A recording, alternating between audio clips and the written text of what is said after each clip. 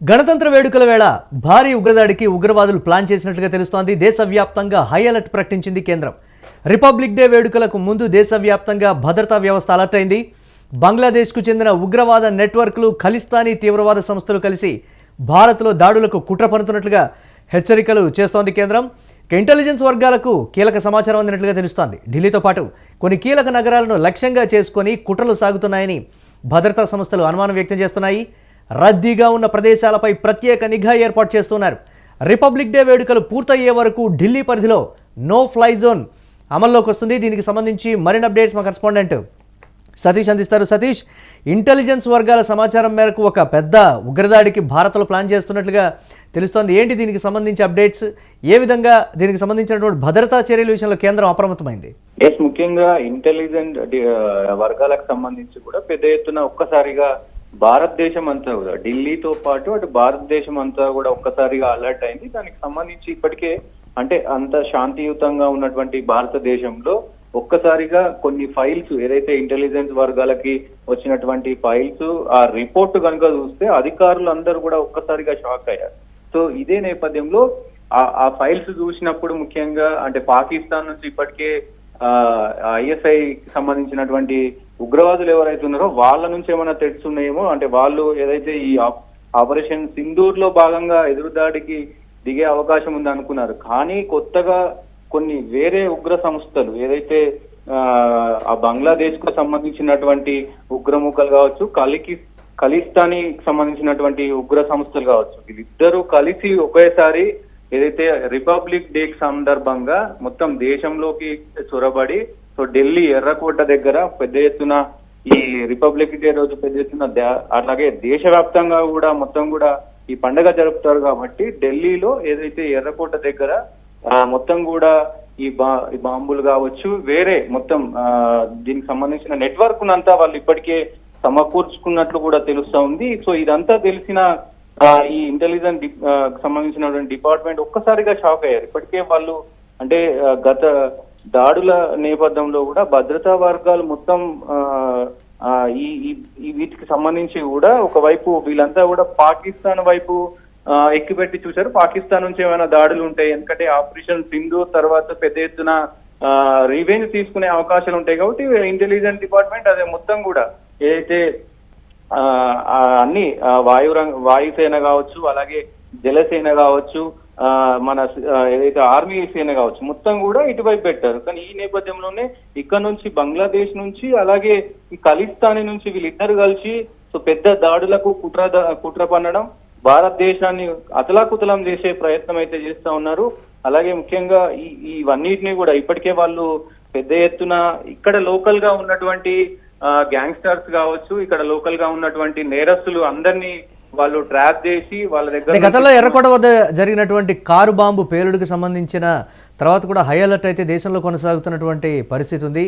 ఆ తీవ్రవాద వారికి సంబంధించినటువంటి చైన్ లింకే ఇదంతా చేస్తుందా అనేటువంటి అనుమానాలు కూడా వ్యక్తం చేస్తున్నట్లుగా తెలుస్తుంది. దీన్ని ఎలా చూడాలంటారు సతీష్? అంటే ముఖ్యంగా పాకిస్తాన్ నుంచి ఉగ్రవాదు ఏదైతే ఉందో ఈ మధ్య కాలంలో ఏదైతే ఆయన మసూద్ కు సంబంధించి కూడా పెద్ద ఎత్తున ఒక ఆడియో రిలీజ్ అయింది. ఆ ఆడియోలో ఆయన పెద్ద ఎత్తున భారతదేశాన్ని అటు ప్రపంచ దేశాలను కూడా పెద్ద ఎత్తున విమర్శించాడు. ఆయన తీవ్రంగా నా దగ్గర ఎంతమంది ఉన్నారని కూడా మాట్లాడాడు.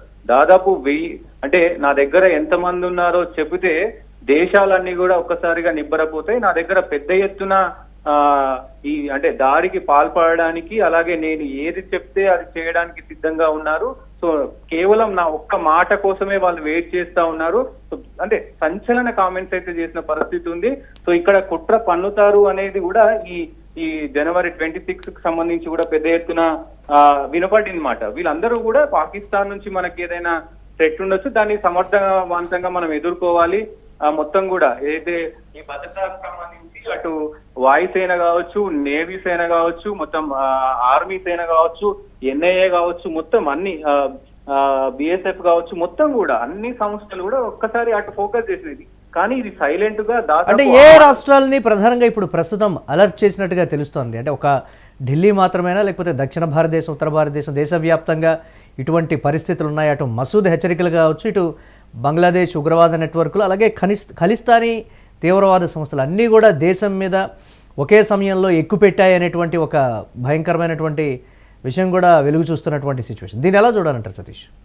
ముఖ్యంగా అన్ని అంటే దాదాపు కొన్ని కీలక ముంబై కావచ్చు, అలాగే ఏదైతే ఈ మధ్యప్రదేశ్ కావచ్చు, అంటే ముఖ్యంగా బీజేపీ పాలిత ప్రాంతాల మీద వీళ్ళు పెద్ద ఎత్తున ఫోకస్ చేశారు. బీజేపీకి సంబంధించినటువంటి ఏదైతే పరిధులు ఉన్నాయో కొన్ని ముఖ్యంగా మెయిన్ నగరాలు కల్కత్తా, బెంగళూరు, హైదరాబాద్ ఇవన్నీ కూడా ఫోకస్ చేశారు. దాంతో పాటుగా వాళ్ళ ఇంటెన్షన్ ముఖ్యంగా ఎవరైతే ఎక్కడైతే ఈ పోర్ట్ ఏరియాలు ఉంటాయో, రెడ్ పోర్ట్ ఏరియాలు, రైల్వే స్టేషన్లు, బస్ స్టాండ్లు, విమానాశ్రయాలు, మార్కెట్ ప్రాంతాలు, అంటే ప్రజలు ఎక్కువగా రద్దీగా ఉండే ప్రాంతాలనే వీళ్ళు టార్గెట్ చేస్తా ఉన్నారు. ఒక్కసారిగా అంటే పెద్ద పెద్ద వాటితో కాకుండా చిన్న పరికరాలతో సైలెంట్ మోడ్ లో వీళ్ళు మొత్తం దాడికి కుట్ర పన్నినట్టు కూడా తెలుస్తా ఉంది.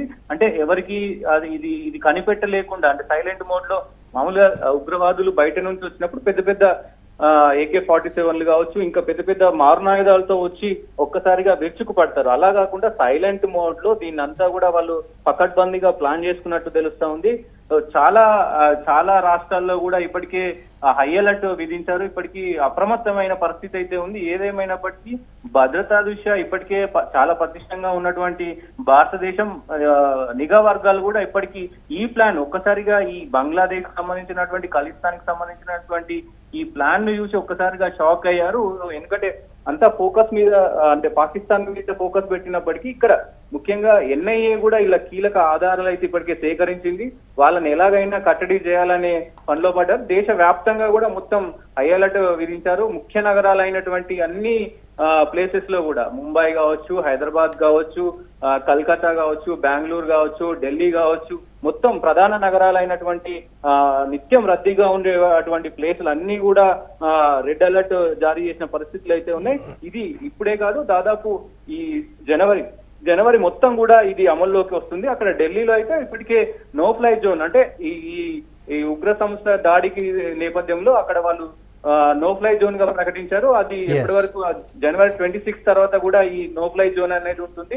ఎక్కడ కూడా, ఎందుకంటే డ్రోన్లతో విరుచుకపడే అవకాశాలు ఉంటాయి కాబట్టి నో ఫ్లై జోన్ కూడా విధించిన పరిస్థితులు అయితే కనబడుతూ ఉన్నాయి. Right, thanks for updates Satish. ఇక గణతంత్ర వేడుకల వేళ భారీ ఉగ్రదాడికి ఉగ్రవాదులు ప్లాన్ చేసినట్లుగా తెలుస్తోంది. దేశవ్యాప్తంగా ఈ నేపథ్యంలో కేంద్రం హై అలర్ట్ అయితే ప్రకటించింది. రిపబ్లిక్ డే వేడుకలకు ముందు దేశవ్యాప్తంగా భద్రతా వ్యవస్థ అలర్ట్ అయినటువంటి పరిస్థితి ఉంది. బంగ్లాదేశ్కు చెందిన ఉగ్రవాద నెట్వర్క్లు, ఖలిస్తానీ తీవ్రవాద సంస్థలు కలిసి భారత్లో దాడులకు కుట్ర పన్నుతున్నట్లుగా ఈ నేపథ్యంలో హెచ్చరికలు అయితే అంతూ ఉన్నాయి. ఇంటెలిజెన్స్ వర్గాలకు అందినటువంటి కీలక సమాచారం మేరకు ఢిల్లీతో పాటు కొన్ని కీలక నగరాలను లక్ష్యంగా చేసుకుని కుట్రలు సాగుతున్నాయని భద్రతా సంస్థలు అనుమానం అయితే వ్యక్తం చేస్తున్నాయి. రద్దీ ఉన్నటువంటి ప్రదేశాలపై ప్రత్యేక నిఘా అయితే ఏర్పాటు చేస్తున్నారు. రిపబ్లిక్ డే వేడుకలు పూర్తయ్యే వరకు ఢిల్లీ పరిధిలో నో ఫ్లై జోన్ అమల్లోకి వస్తుందని కూడా ఈ నేపథ్యంలో అధికారులు హెచ్చరిస్తున్నటువంటి బ్రేకింగ్ న్యూస్ చూస్తున్నాం.